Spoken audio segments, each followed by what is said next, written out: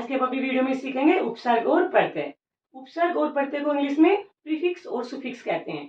उपसर्ग वे शब्दांश जो किसी भी शब्द से पहले जुड़कर उसका अर्थ बदल देते हैं, और प्रत्यय वे शब्दांश जो किसी भी शब्द के बाद में जुड़कर उसका अर्थ बदल देते हैं।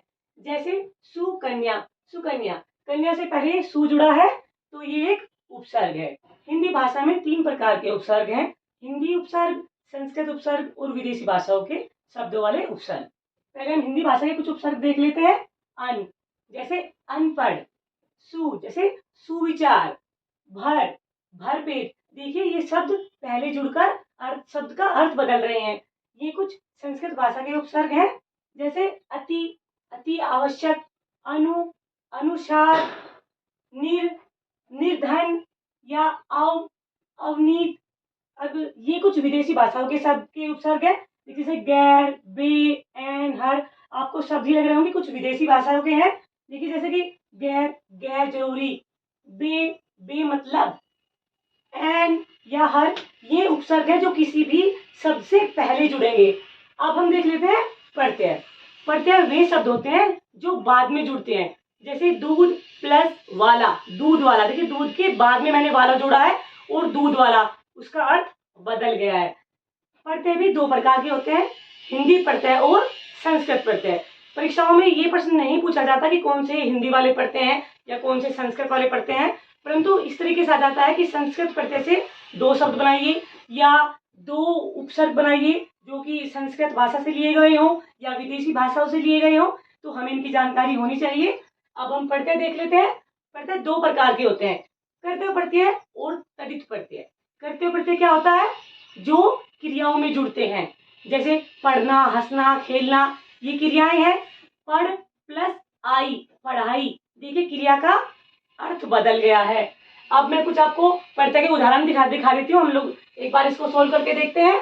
जैसे कि आन, सम्मान, आओ, बिकाऊ, आई, पढ़ाई, वाला, दूध वाला।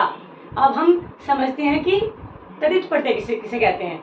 तदित प्रत्यय वे होते हैं जो संज्ञा, सर्वनाम या विशेषण में जुड़ते हैं।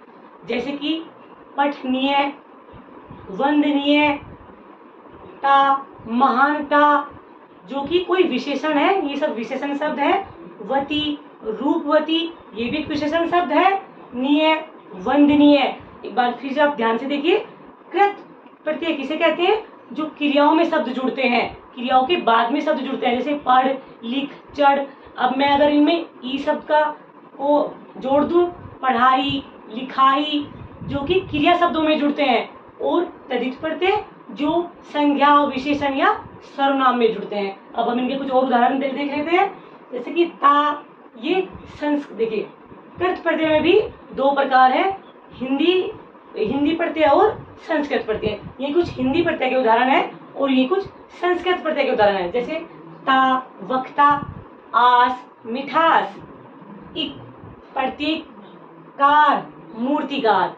हिंदी में कुछ ऐसे भी शब्द होते हैं जिनमें उपसर्ग और प्रत्यय दोनों जुड़कर नए शब्द बनते हैं। हम एक बार उदाहरण देख लेते हैं। दया, इसमें अगर मैं निर्दयी, देखिए निर्दयी, इसमें निर उपसर्ग भी जुड़ा है और ई प्रत्यय भी जुड़ा है। जो अक्षर के पहले जुड़े वो उपसर्ग है और जो बाद में जुड़े वो प्रत्यय है। अक्षर, साक्षरता, देखिए उपसर्ग भी जुड़ा है और प्रत्यय भी जुड़ा है। डर, अब हम इस डर का आप जरा सोच के देखिए। निडरता, नी,